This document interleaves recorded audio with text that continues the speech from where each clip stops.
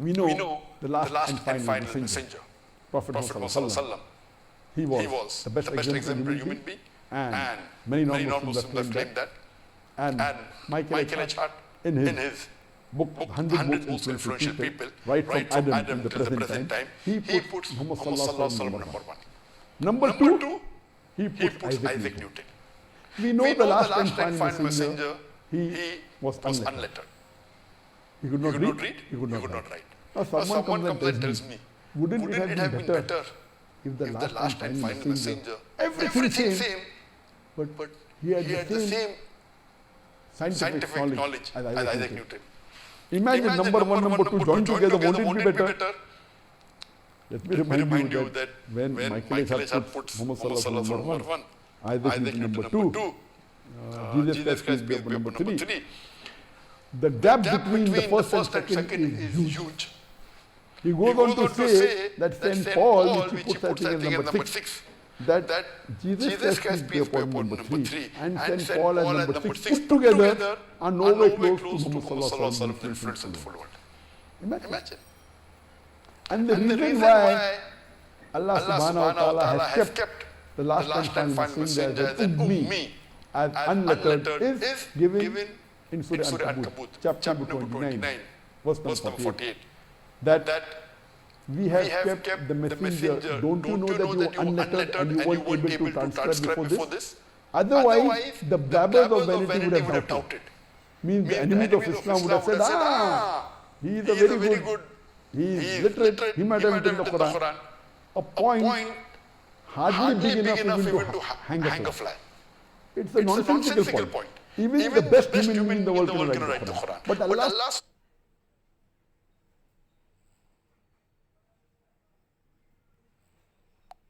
divine wisdom purposely kept the last and final messenger as unlettered, as illiterate. So that even the flimsiest excuse is not given. Quran, the miracle of miracles. So we may think in a divine wisdom, Prophet Muhammad, best example, very good character, etc. If it would have been like Isaac put together, wouldn't it be the best? I would say no. Allah knows what is the best. Coming to your question, that why did not Allah subhanahu wa ta'ala mention the name of the messenger who was sent to the Hindu people who they considered as God? And I said that in my earlier answer, that our beloved Prophet said there were 124,000 messengers sent on the face of the earth. By name, only 25 are mentioned in the Quran. Maybe Ram is a messenger of God. Maybe Krishna is a messenger of God. I don't know. I cannot say Ram alayhi salam. I cannot say Krishna alayhi salam because there is no way mentioned in the Quran that they were messengers. Maybe. But even if they were messengers, they were sent for those people at that time. Today we have to follow the last and final messenger, which was sent for the whole of humanity, that is Prophet Muhammad. Now coming to your question. Did not Allah know that in the year 2020, Hindus were approximately 1.2 billion? And I agree with you. The latest statistics we have in 2015, the Hindus were about 1.1 billion, and now after 5 years, I agree with you, they may be close to 1.2 billion. The Muslims were 1.8 billion about 5 years back, now they are more than 2 billion. The Christians were 2.3 billion, now they are about 2.4 billion. About 31% of the world claim to be Christian. But in practice, very few of them practice. Muslims, about 25.7% are Muslims today. More than 2 billion people in the world population today, out of 7.8 billion people in the world, more than 2 billion are Muslims. I do agree with you that Hinduism today is the third largest followed religion in the world. If Allah subhanahu wa ta'ala was to mention the history of all the 124,000 messengers in the Quran would have been maybe 1,000 times more voluminous. Only by mentioning the example of 25 messengers, many human beings feel it difficult to complete the book. If imagine Allah wrote, therefore Allah says in the Quran, He mentions the stories of some of the messengers of the others, He doesn't. Then you would say, why did Allah mention the fourth largest people, the Buddhists? The Buddhists are more than half a billion today. And the thing can continue. If you read the Quran, The Quran, one-third of the Quran is addressed to Bani Israel. Bani Israel are the children of Israel. Most of the prophets out of the 25 prophets mentioned, majority are Jewish prophets. Isa alayhi salam was a Jew, but believed by the Christian. Most of the others mentioned, majority, almost all, they are Jews. And we know today, what is the population of the Jews? According to the census of 2015, Jews were 14 million. 0.2% of the world population. That time the world population was 7.2 billion. Now, maybe they are 15 million or 15.5 million. 0.2%. And imagine, majority of the messengers mentioned are Jews. Did not Allah know that the Jews are going to become a minority?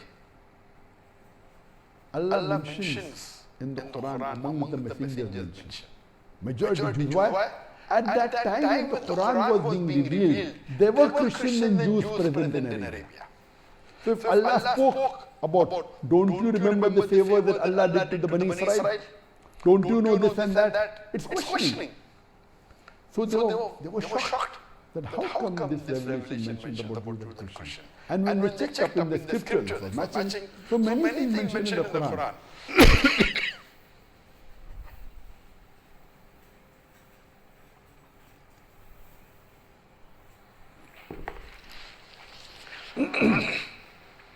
So many things mentioned in the Quran about the previous messengers, they could have been verified.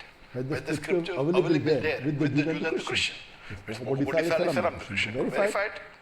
Spoke about Ibrahim alayhi salam, spoke about Musa alayhi salam.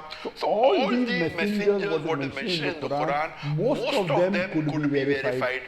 Imagine if in Arabia Allah spoke about the Hindu, a messenger sent to the Hindus, and no one knew. It could be weird. So that very reason I believe what Allah did is the best. And Allah says in the Quran, in Surah Maida, chapter number 5, verse number 82, that the people who will be the staunchest enemy to the believers are those who will call themselves Jews and the pagans and the idol worshippers. Allah says in the Quran, in Surah Maida, chapter 5, verse 82, the staunchest enemy to the believers will be the Jews and the Mushriks. And the closest in love will be those people who call themselves Christians. Now Allah subhanahu wa ta'ala knows very well that the Jews will be less in population, but we know today, even if Jews are less in population, the Jews are controlling the world.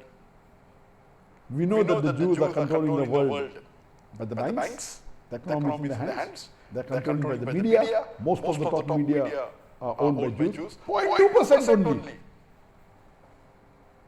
US is controlled by the Jews. So here we come to know that the 0.2% of the population is controlling the full world.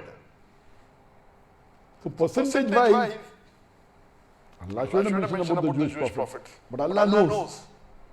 And Allah says that they will be the staunchest. Today if they want to prove that the Quran is wrong, what they should do? Okay, let us agree to be 2 years good to the Muslims. We'll be very kind to them. The Quran will be proved wrong, but they'll never do that. So what I believe that the Quran has mentioned about those messengers who people knew at that time when the Quran was revealed. But at the same time, Quran speaks about the idolaters, about the mushriks. When it talks about the mushriks, it includes the Hindus. So not that Hindus are left out. Indirectly they included.